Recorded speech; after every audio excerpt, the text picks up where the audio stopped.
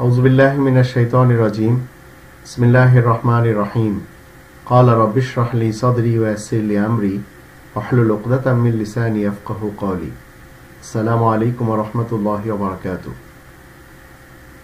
কুরআন এবং ভাগ্য বিধাতা।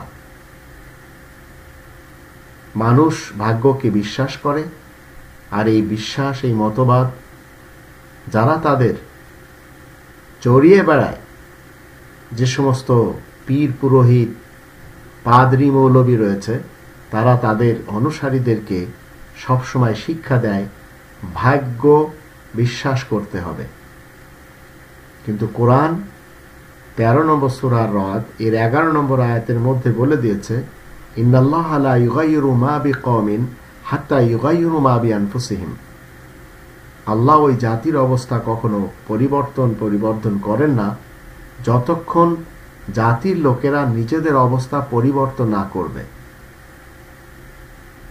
তো প্রত্যেক মানুষ সে তার নিজের ভাগ্য বিধাতা। তবে যারা অক্ষম, যারা অলস, এমন লোকেরা সবসময় ভাগ্যকে বিশ্বাস করে।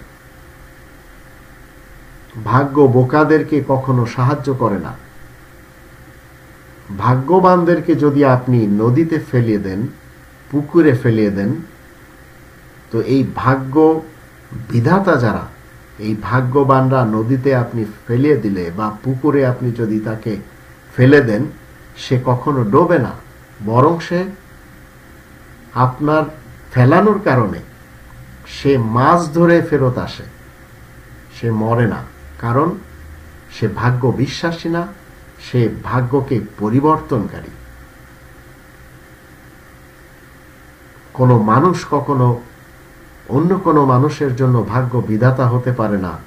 যদিও রবীন্দ্রনাথ ঠাকুর লর্ড পঞ্চমকে ভাগ্য বিধাতা বলেছিলেন এবং ভারতের মানুষকে তার পায়ের নিচে নিয়ে তিনি জনগণমনা ভারত ভাগ্য বিধাতা বলে কবিতা লিখেছিলেন, যার কারণে তাকে নোবেল প্রাইজ দেওয়া হয়েছিল।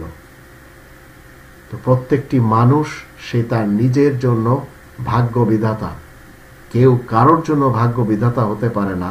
আর কোনো মুমিন এবং মুসলিম ভাগ্যর উপরে বিশ্বাস করে না। যদিও মুসলমান সমাজের মাঝে একটি কলেমা তৈরি করে নেওয়া হয়েছে, আর তার ভিতরে বলা হচ্ছে অল কদরি খায়রিহি ওয়া শাররিহি মিনাল্লাহি তাআলা। ভালো মন্দ তাকদীরের উপরে বিশ্বাস করতে হবে, কারণ এই উভয়টি আসে আল্লাহ তাআলার পক্ষ থেকে। আর এটা একেবারে মুসলিমিনদেরকে আল্লাহ শিক্ষা দিচ্ছেন 4 নম্বর সূরা আন-নিসা এর 79 নম্বর আয়াতে, মা আসাবাকা মিন হাসানাতিন ফামিনাল্লাহ। তোমার যত কল্যাণ আসবে সেগুলি আল্লাহ তাআলার পক্ষ থেকে আসবে। ওমা আসাবাকা মিন সাইয়্যাতিন ফামিন নাফসিকা। আর যত কল্যাণ তোমার জীবনে আসবে সেগুলির জন্য তুমি নিজেই দায়ী। এটি হচ্ছে ইসলামের শিক্ষা। আর ইসলামের শিক্ষা কি মানে মুমিন এবং মুসলিমরা।